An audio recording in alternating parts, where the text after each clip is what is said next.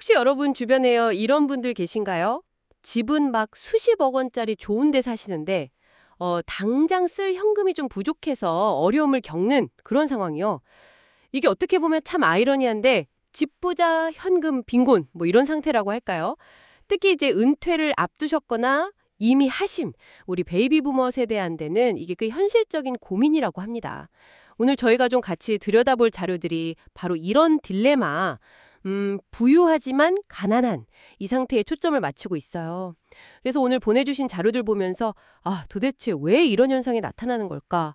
뭐 예를 들면 기대 수명은 늘어나는데 은퇴는 빠르고 또 유독 부동산에 자산이 쏠려 있는 뭐 그런 배경들 있잖아요. 이런 걸 좀 깊이 파헤쳐 보고요. 더 나아가서 이런 문제를 풀기 위해서 최근에 금융권에서 아주 흥미로운 새로운 해법을 내놨다고 하거든요. 그게 뭔지도 좀 자세히 알아보겠습니다. 결국 오늘 저희의 핵심 질문은 이거 같아요. 집을 팔거나 이사하지 않고 지금 살고 있는 내 집의 가치를 어떻게 하면 안정적인 노후 자금으로 바꿀 수 있을까?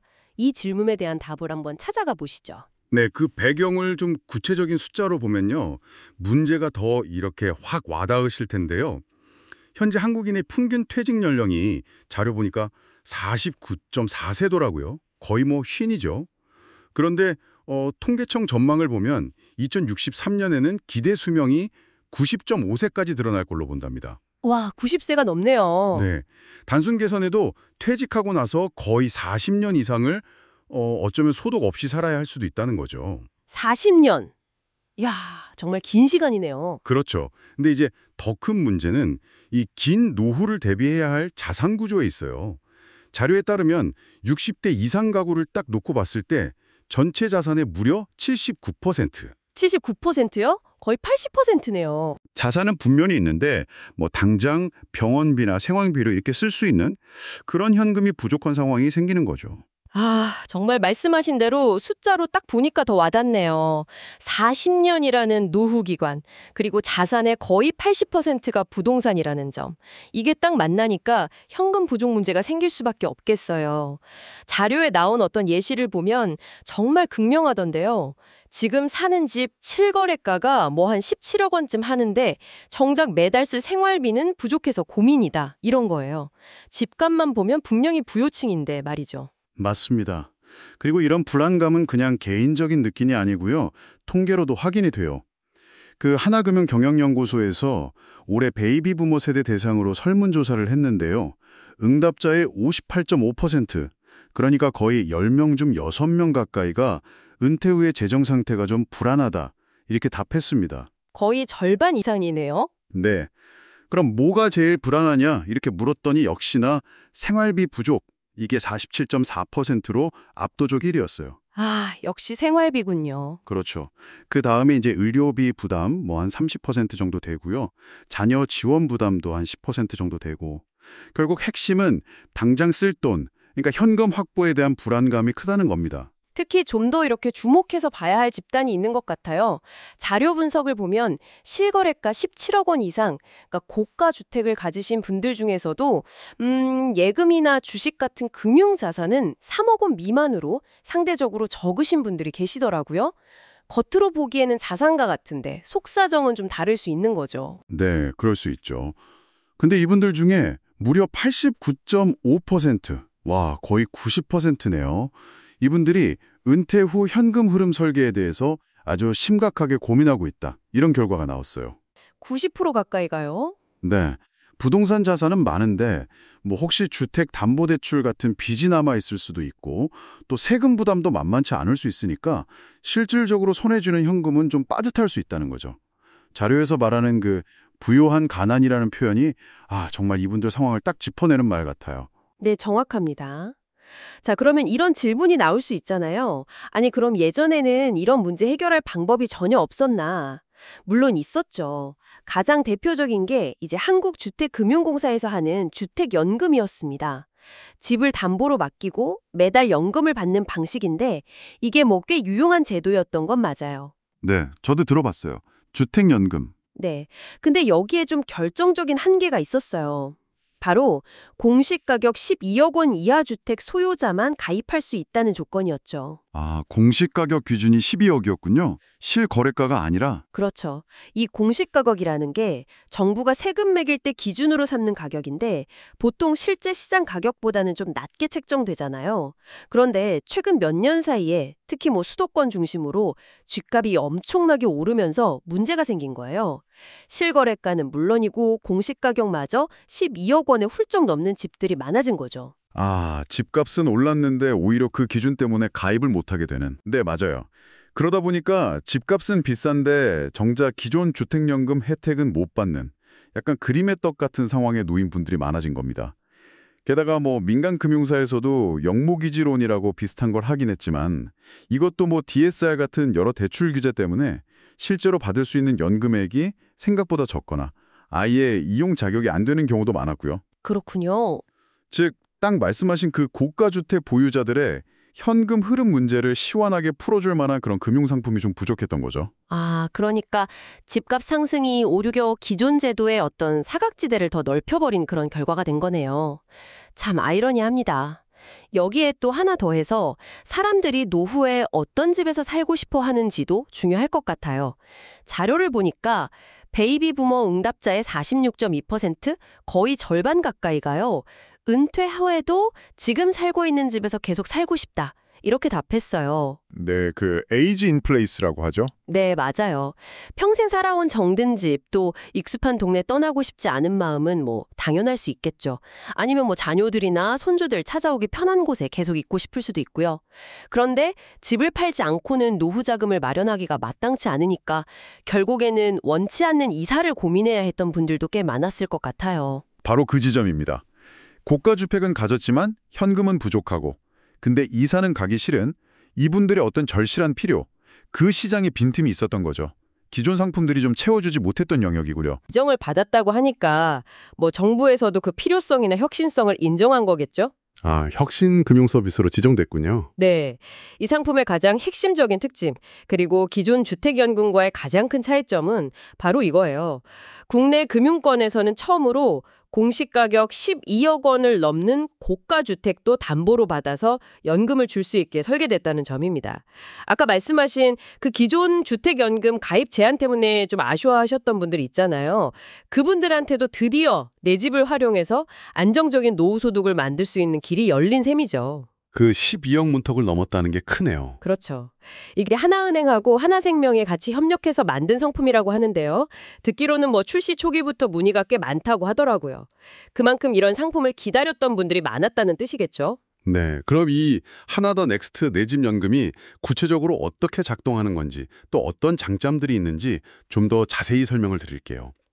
핵심 방식은 이렇습니다. 지금 살고 계신 집을 은행에 담보로 제공하는 건 기존 주택연금과 비슷해요. 근데 여기서 아주 중요한 점은 집의 소유권은 여전히 가입자 본인에게 있다는 겁니다. 아, 소유권이 넘어가는 게 아니고요. 네, 등기부등본상 소유자가 바뀌는 게 아니에요.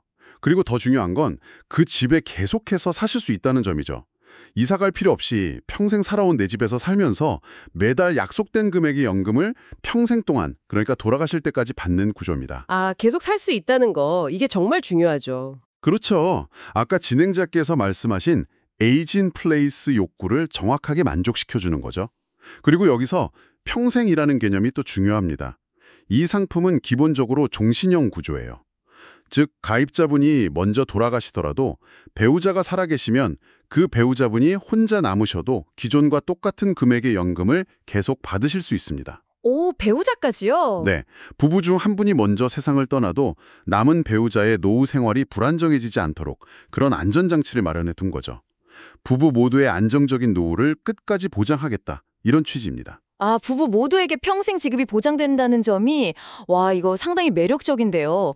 그럼 만약에요, 부부 두 분이 모두 돌아가신 후에는 그 담보로 잡았던 집은 어떻게 되는 거예요?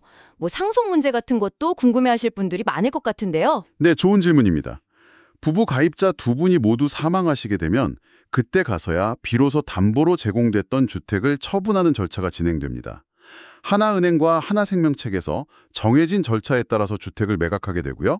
그렇게 해서 얻은 매각 대금으로 그동안 지급했던 연금 총액이랑 이자, 관련 비용 같은 걸 정산하는 거죠. 네네. 그런데 만약에 집값이 그 사이에 많이 올라서 집을 팔고 나서도 돈이 남는다.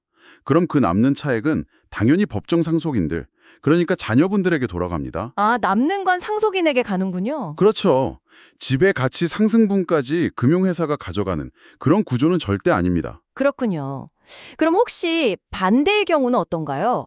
만약에 뭐 그럴 가능성은 낮겠지만 나중에 집값이 좀 떨어져서 집을 판 돈이 그동안 받은 연금 총액보다 적으면요? 혹시 그 부족한 부분을 자녀들이 갚아야 하는 건 아닌지 이런 걱정도 하실 수 있을 것 같은데. 바로 그 부분이 이 상품의 가장 혁신적이고 중요한 특징 중 하나라고 할 수 있습니다. 그리고 이걸 좀 더 큰 그림에서 보면 우리 사회 노후 보장 시스템에도 시사하는 바가 크다고 보는데요. 바로 비소구 방식으로 설계되었다는 점입니다. 비소구 방식이요? 그게 뭔가요? 이게 뭐냐면 아주 쉽게 말해서요. 나중에 집을 처분했는데 그 판돈이 지급된 연금 총액에 못 미치더라도, 즉 은행 입장에서 보면 손해가 나더라도 그 부족분에 대해서 상속인인 자녀들한테 더 내놓으세요 하고 청구하지 않는다는 뜻입니다. 아, 정말요? 부족해도 청구를 안 한다고요? 네, 모든 집값 하락에 대한 위험은 전적으로 금융회사가 부담하는 구조인 거죠. 와, 그거는 정말 파격적인 조건인데요. 비소구 방식이라. 그럼 가입자나 가족들 입장에서는 나중에 집값이 어떻게 될지 이런 불안감 없이 그냥 마음 편하게 연금을 받을 수 있다는 거네요. 정확합니다. 이게 왜 중요하냐면 과거의 일부 영모기지론 상품 중에는 집값이 떨어지면 부족분을 상속인이 책임져야 하는 그런 소구 방식도 있었거든요. 그러다 보니까 자녀들 입장에서는 혹시 부모님 돌아가시고 나서 빚을 또 안게 되는 거 아닌가, 이런 부담감이 있었단 말이죠. 아, 그럴 수 있겠네요. 네. 근데 이 상품은 그런 걱정을 할 필요가 전혀 없는 거죠. 노후 생활자금 마련이라는 당면 과제 해결과 동시에 자녀 세대에게 혹시 모를 재정적 부담을 주지 않는다는 점에서 어떤 심리적인 안정감까지 주는 효과가 있습니다. 어찌 보면 금융회사가 어떤 사회적 안전망 역할까지 일부 하겠다, 이런 의지를 보여주는 거라고 해석할 수도 있을 것 같아요. 세급을 쭉 듣고 보니까 정말 그렇네요. 비소구 방식이라는 그 안전장치가 있다는 점이 이 상품의 매력을 훨씬 더 높여주는 것 같습니다. 자, 그럼 이 모든 내용을 좀 종합해보면요. 결국 이 하나 더 넥스트 내 집 연금이라는 새로운 금융해법이 우리가 처음에 던졌던 질문 있잖아요. 집은 있는데 현금이 부족한 이 답답한 딜레마를 어떻게 풀어줄 수 있는지 다시 한번 명확해지는 것 같습니다. 여러분께서 주신 자료들에서도 계속 강조하듯이 평생 일궈온 소중한 내 집을 팔거나 정든 동네를 떠나서 낯선 곳으로 이사하지 않고도 바로 그 집에서 계속 편안하게 살면서 동시에 그 집의 가치를 활용해서 매달 꼬박꼬박 안정적인 생활자금을 받을 수 있는 그런 현실적인 길이 열렸다는 거죠. 네, 그게 핵심이죠. 이건 단순히 금융상품 하나가 더 생겼다, 이런 차원 이상의 의미가 있다고 봅니다. 특히 그동안 마땅한 대안이 없어서 고민이 깊으셨을 그 고가 주택 보유자분들에게는 정말 가뭄의 단비 같은 소식이 아닐까 싶네요. 네, 오늘 저희가 함께 깊이 파고든 이 자료들을 통해서 얻을 수 있는 핵심 결론은 명확한 것 같습니다. 기존의 대표적인 노후 대비 상품이었던 주택연금의 가입 조건, 그 공시가격 12억 원이라는 것 때문에 혜택을 받기 어려웠던 분들을 포함해서요. 이제 더 넓은 범위의 주택 소유자들이 내 집이라는 가장 큰 자산을 유동화해서 안정적인 노후 소득을 만들 수 있는 새로운 선택지가 마련되었다는 사실입니다. 그것도 집을 떠나지 않고 말이죠. 우리 사회 고령화가 심화되면서 점점 더 많은 분들이 겪게 될 그 부유한 가난, 이라는 역설적인 상황에 대해서 매우 시의적절하고 중요한 해법 하나가 제시된 셈이다. 이렇게 정리할 수 있겠습니다. 맞습니다. 오늘 살펴본 내용은 분명히 의미 있는 진전이라고 생각합니다. 그런데 여기서 자연스럽게 한 걸음 더 나아간 질문을 좀 던져볼 수 있을 것 같아요. 이 하나 더 넥스트 내 집 연금이 비교적 좀 규모 있는 부동산 자산을 가지신 분들의 현금 흐름 문제를 해결하는 데 초점을 맞춘 상품이라면 앞으로 우리 사회 전체의 은퇴자들을 위해서는 또 어떤 금융 혁신이 필요할까 하는 질문이죠. 아, 다음 단계에 대한 질문이네요. 네. 예를 들어서 자산 대부분이 부동산이 아니거나 혹은 보유 자산 자체가 상대적으로 많지 않은 분들의 노후 빈곤 문제나 생활 안정을 지원하기 위한 방안은 어떤 것들이 있을 수 있을까요? 어쩌면 주택 외에 다른 형태의 자산, 예를 들면 연금저축이나 개인연금 같은 것을 활용한 새로운 연금 상품 개발이라든지 아니면 소득이나 자선 수준과 연계된 어떤 맞춤형 금융지원 프로그램 같은 것들이 필요할지도 모르겠습니다. 그렇죠. 다른 상황에 있는 분들을 위한 고민도 필요하겠네요. 네. 오늘 우리가 본 자료들이 이 질문에 직접적인 답을 주지는 않지만 이 새로운 상품의 등장을 계기로 우리 사회가 풀어야 할 다음 과제는 무엇일지 함께 고민해보는 중요한 출발점이 될 수 있지 않을까 저는 그렇게 생각합니다.